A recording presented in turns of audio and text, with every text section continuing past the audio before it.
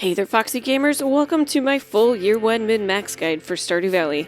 This video is part 2 of 4 that focuses on the important parts of summer.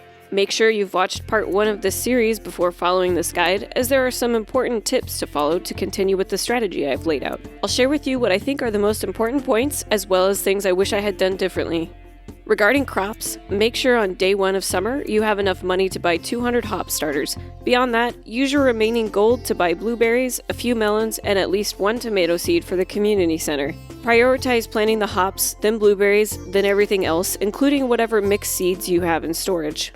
Keep placing as many tappers as possible on oak trees to get oak resin for your kegs. Your hops will start producing daily on day 12, and you'll want to be able to put as many of these into kegs as possible each rotation. If you have a few tappers to spare, you can put a couple on maple trees. Use your maple syrup to make bee houses for honey. This is important for crafting farm totems later, which will save you great amounts of time when you're doing something away from home.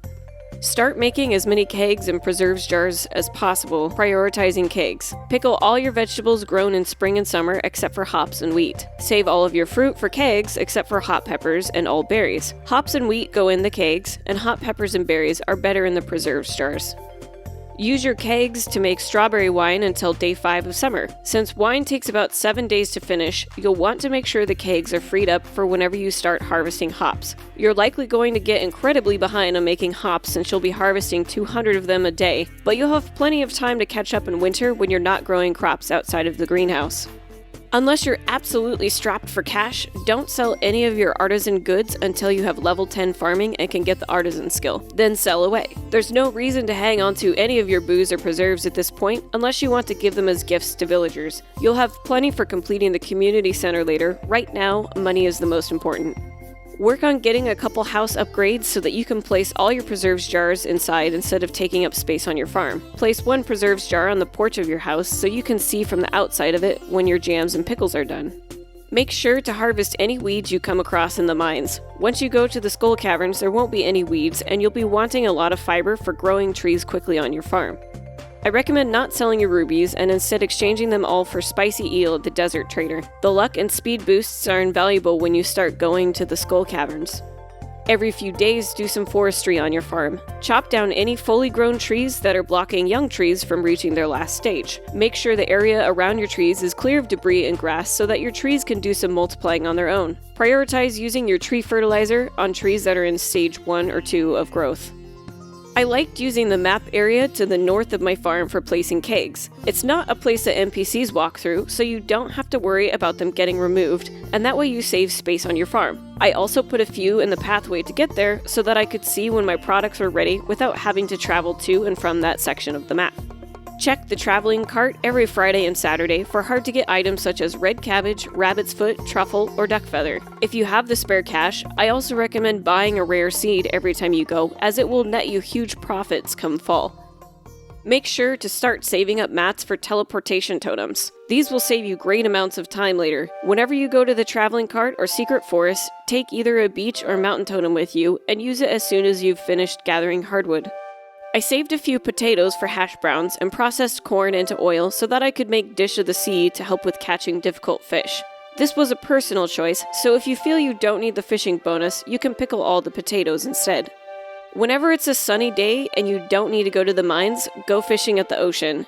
Tuna, pufferfish, and super cucumbers are a great source of income. If you're super good at fishing, you can also try to catch octopus early in the morning, but I find it nearly impossible without an iridium fishing rod and cork bobber. At this point in the year, I preferred to spend my money on other tool upgrades instead, but as this is just a guide, you can choose the fishing rod if you prefer. Make sure you are working on the vault bundle whenever you have cash to spare. If you get the bus stop repaired by the 15th of summer, you can go buy as many starfruit seeds as possible from Sandy, or the 17th if you have speed grow. Don't stress too much about this, as pale ale is more gold per day than starfruit wine, so hops should be your number 1 crop priority. If you get a prismatic shard, don't sell it or turn it into Gunther. Save it for getting your galaxy sword in the desert. You'll be getting plenty more later. Don't forget to clear out your bat cave every now and then to get fruits for the community center and artisan goods. Those are the most important tips to follow for summer. The following are a few things I might have changed. It's not a guarantee that these things are better, but on another playthrough, here are some things I might try differently. I was kinda bad at remembering to check the traveling cart sometimes, so I'd plan to be better at doing that. I'd also probably start buying rare seeds sooner. The reason I didn't bother with making casks year 1 is the only thing that could have gotten to iridium quality in time for the end of winter was pale ale. While it would have doubled the value, it just wasn't worth the cost of all the casks for me. However, if you're planning on continuing your playthrough past year 1, putting starfruit wine in them would net you the most profit. There were several times where I got back to my farm late at night and there were a bunch of kegs or preserves jars ready to go. I constantly underestimated the time it would take to replenish them, so I ended up losing a lot of valuable processing time throughout the year. If you do a better job of this than me, then you'll have no problem surpassing my final gold count. I spent a lot of time chopping down trees, both for crafting things but also to make coal. I wonder if it'd be better to buy most of your wood from Robin and spend the time fishing or going to the Skull Cavern instead. It would need some experimentation, but I'd love to hear how it goes for you if you choose to do so. I wish I had been more optimal with my Skull Cavern visits. I think going less frequently, but taking more staircases and bombs with me would have been more effective. I got too impatient for that sweet iridium ore when I could have lived without it a few days longer. I wasn't planning on making Dish of the Sea until later in my run, so I ended up selling a lot of the sardines. Another time, I would collect a few from spring fishing since you can't get them in the summer. Instead of struggling to fit all my preserves jars around my furniture in my house, I could have placed it all into a chest to make more room. If that's all too much for you to remember, you can copy-pasta the list of tips from the description down below. That's it for this guide. Stay tuned for fall tips. Hope this treats you well, and be sure to give me feedback so I can make improvements in the future. Thank you so much for watching, and until next time, stay foxy.